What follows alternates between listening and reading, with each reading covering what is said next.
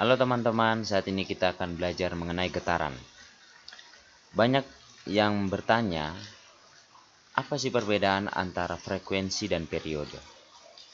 Sebelumnya, saya akan jelaskan terlebih dahulu apa itu frekuensi.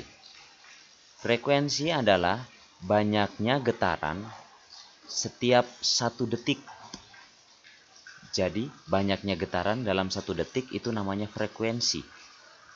Sedangkan periode adalah waktu yang diperlukan untuk melakukan satu getaran. Nah, sekarang kita akan belajar bagaimana.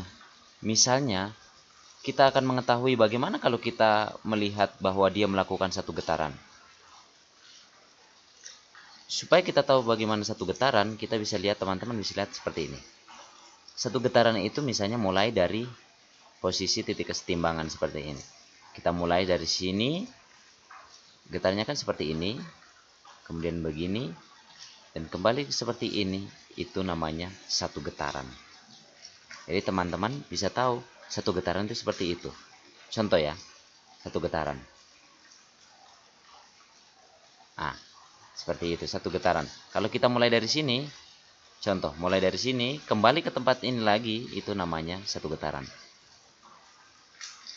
1, 2, 3. Ini adalah simulasi dari PET Colorado.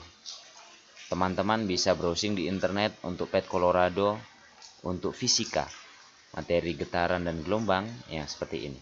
Ini kita bisa gunakan untuk praktikum secara virtual. Contohnya ini kita bisa tampilkan timer. Kita bisa lihat periodenya. Contoh, menghitung getaran. Misalnya seperti ini. Kita langsung start. Ya, teman-teman bisa lihat. Ya. Berarti periode adalah waktu yang diperlukan untuk melakukan satu getaran.